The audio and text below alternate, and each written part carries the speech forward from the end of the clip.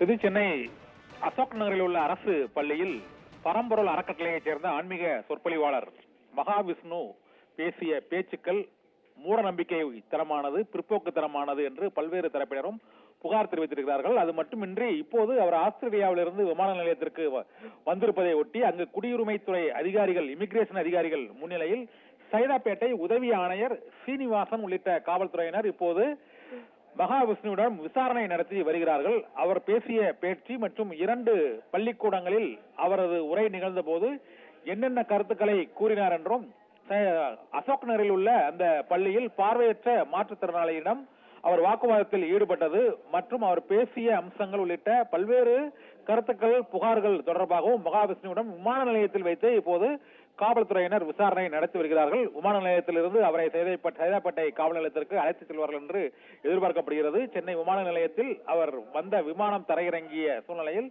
அவர் விமான நிலையத்தில் வெளியேறும் வழிக்கு அருகே உள்ள அறையில் வைத்து ஆன்மீக சொற்பொழிவாளர் மகாவிஷ்ணுவிடம் இப்போது சைதாப்பேட்டை உதவி காவல் ஆணையர் சீனிவாசன் தலைமையிலான காவல்துறையினர் விசாரணை நடத்தி வருகிறார்கள். மகாவிஷ்ணு கைது செய்யப்படுகிறாரா, விசாரணைக்கு அழைத்து செல்லப்படுகிறாரா என்ற சர்ச்சை ஏற்பட்டிருக்கிறது. விமான நிலையத்திலும் 200க்கும் மேற்பட்ட காவல்துறையினர் குவிக்கப்பட்டிருக்கிறார்கள்.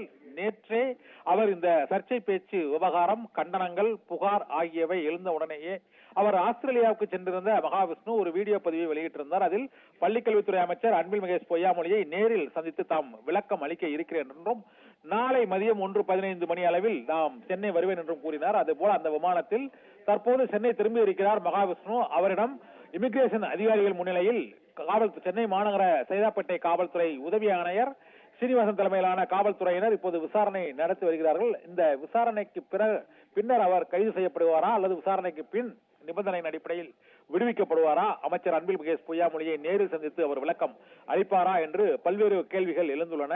இருந்த போதிலும் இப்போதைய நிலவரப்படி அவர் விமான நிலையத்திற்குள் அவரிடம் காவல்துறையினர் விசாரணை நடத்தி வருகிறார்கள். இந்த முதல்கட்ட விசாரணைக்கு பின்னர் அவர் காவல் நிலையத்திற்கும் அழைத்து செல்லப்படக்கூடும் என எதிர்பார்க்கப்படுகிறது.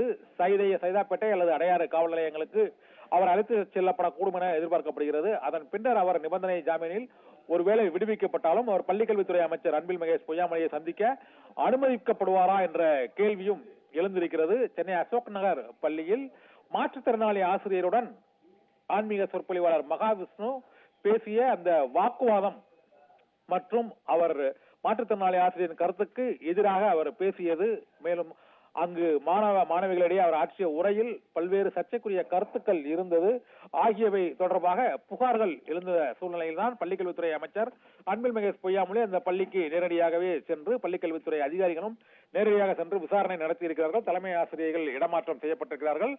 அசோக் நகர் பள்ளி மட்டுமின்றி சைதாப்பேட்டை பள்ளியிலும் அவர் உரையாற்றி இருக்கிறார். 2 பள்ளிகளிலும் அவர் ஆற்றிய உரை மற்றும் அதனால் ஏற்பட்டுள்ள எதிர்ப்பு, கண்டன போராட்டங்கள், தலைமை ஆசிரியர்கள் மீதான இடமாற்றம் ஆகியவற்றினால் இனிமேல் தனியார் நிகழ்ச்சிகள் அரசு பள்ளிகளில் நடத்தக்கூடாது என்று பள்ளிக்கல்வித்துறை திட்டவட்டமான ஒரு கண்டிப்பான உத்தரவை அனைத்து மாவட்டங்களுக்கும் விடுத்திருக்கிறது. இந்த சூழ்நிலையில் இப்போது சென்னை விமான நிலையத்துக்குள் இருக்கும் மகாவிஷ்ணுவிடம் காவல்துறையினர் விசாரணை நடத்தி வருகிறார்கள். இந்த விசாரணைக்கு பின்னர் அவர் நிபந்தனைகளுடன் விடுவிக்கப்படுவாரா அல்லது அவர் கைது செய்யப்படுவாரா என்ற கேள்வி எழுந்திருக்கிறது. இருந்தபோதிலும் காவல்துறையினர் அதிக அளவில் விமான நிலையத்தில் குவிக்கப்பட்டிருப்பதன் மூலமாக அவர் மேல் விசாரணைக்காக காவல் நிலையத்திற்கு அழைத்து செல்லப்படக்கூடும் என எதிர்பார்க்கப்படுகிறது.